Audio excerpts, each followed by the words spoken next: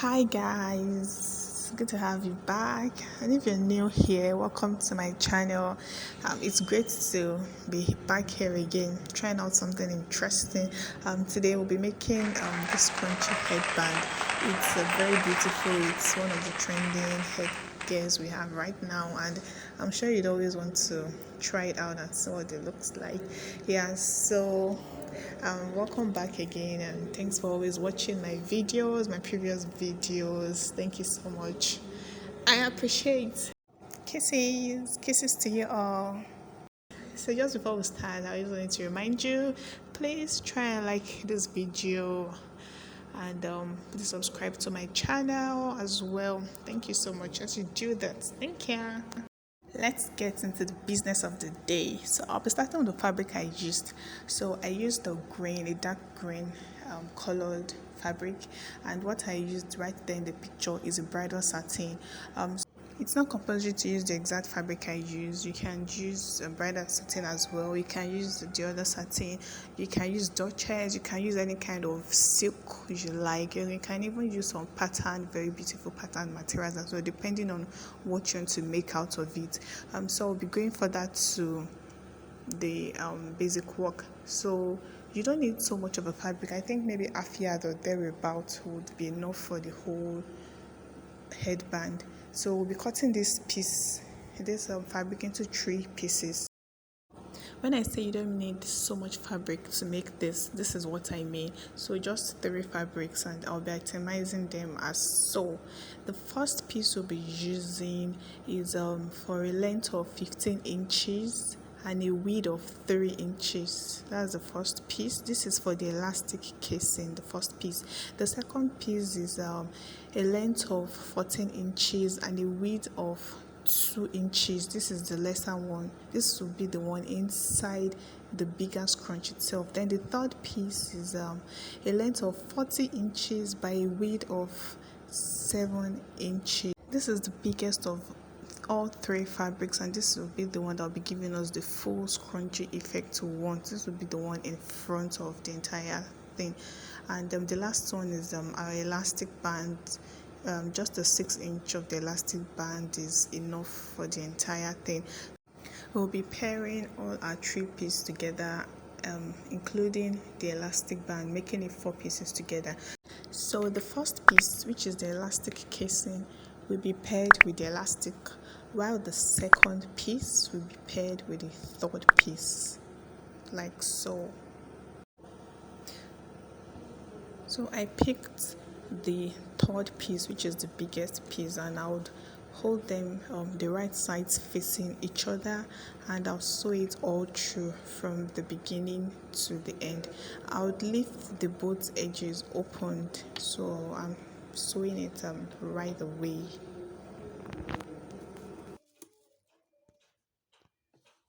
So when I was done with this bigger fabric, I picked the first piece, which is the elastic casing, turned it right sides facing each other, and I sewed it all through from the beginning to the end, so leaving both sides, both edges of the piece open.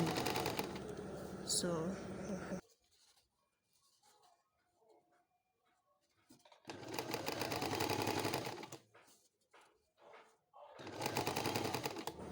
done sewing both, yes.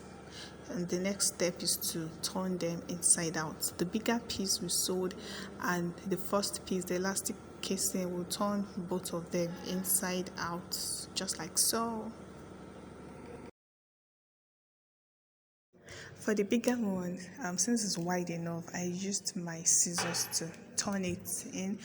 You can use your tweezer or the safety pin or any other object or anything at all that can assist in properly turning it inside out, depending on the size of the material or the fabric as well.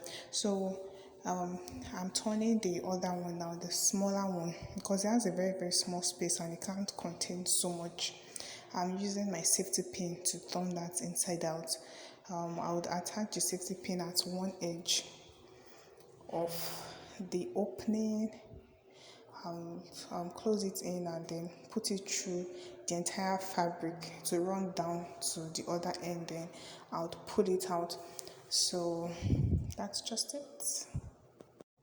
So I've passed the pin through the entire cloth to the other end. So now it's time for the fabric itself to follow it through the entire hole. So it will come out and then the sewn part will appear inside it. So I removed the safety pin already.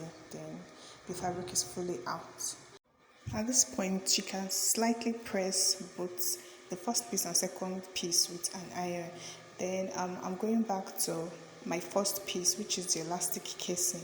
I'll put in the pin at one edge of the elastic casing and pass it through the first piece. Then while passing it through, I would make sure I hold the edge of the elastic casing so it doesn't pull out as I'm passing it through the other one. So I'll just go ahead and do it like so. Okay, yeah.